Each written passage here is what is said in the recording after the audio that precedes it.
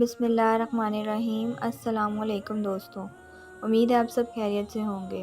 حضرت جعفر صدیق رحمۃ اللہ علیہ سے منقول ہے کہ بنی اسرائیل میں ایک دیندار شخص تھا جس کا معاملہ خدا کے ساتھ اچھا تھا، اور اس کی ایک عورت تھی جو نہایت خوبصورت تھی۔ اس دیندار شخص کو اس پر کسی وجہ سے بدگمانی ہو گئی تھی، چنانچہ جب کبھی یہ دیندار شخص باہر جاتا تو گھر کا دروازہ باہر سے تالا کر کے جاتا۔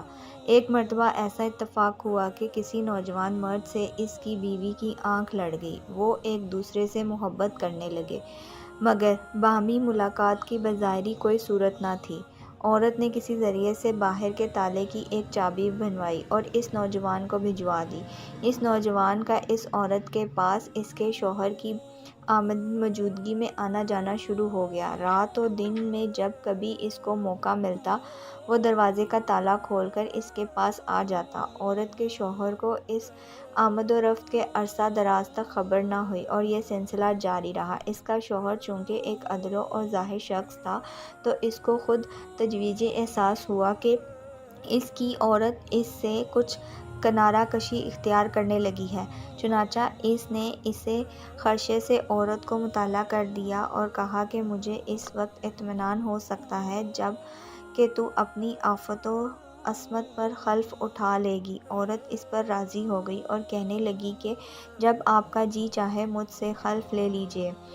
جس شہر کا یہ واقعہ ہے وہاں ایک پہاڑ تھا اور اس کے قریب ایک نہر بہتی تھی۔ وہاں جا کر بنی اسرائیل قسم اور حلف اٹھایا کرتے تھے، اور جو شخص وہاں پر جھوٹی قسم یا حلف اٹھاتا فوراً ہلاک ہو جاتا۔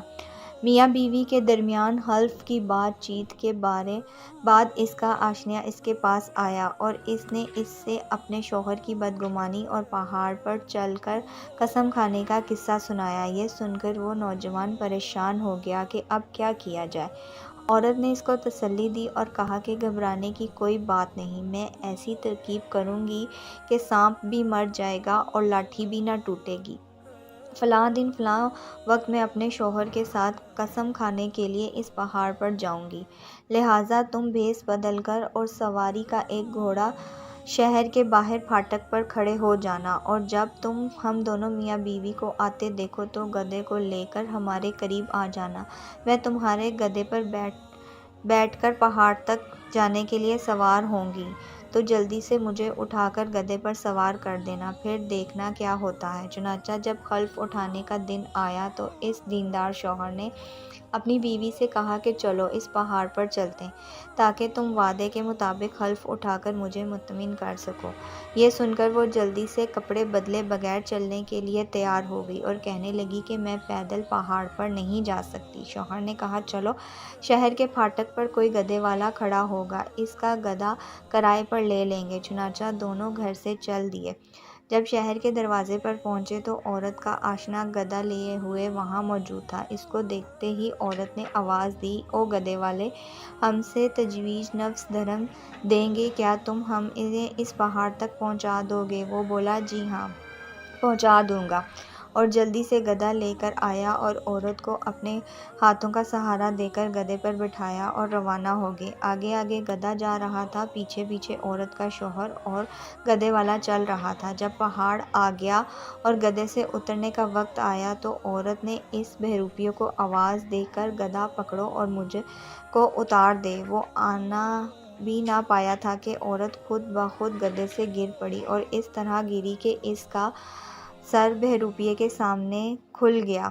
عورت اس کی بناوٹی گالیاں دینے لگی تو یہ بہروپیہ بولا کہ بی بی صاحبہ میرا اس میں قصور نہیں، اور اس کو پکڑ کر زمین سے اٹھا کر کھڑا کر دیا۔ اس کے بعد وہ پہاڑ چڑھے اور جب اس جگہ پہنچے جہاں قسم کھائی جاتی تھی تو عورت نے اپنے ہاتھ سے پہاڑ کو پکڑ لیا اور شوہر کی طرف مخاطب ہو کر قسم کھا کر کہنے لگی جب سے تمہارا اور میرا ساتھ ہوا ہے تب سے آج تک مجھے سوائے آپ کے اور اس گدھے والے کے کسی نے ہاتھ نہیں لگایا اور نہ ہی دیکھا ہے۔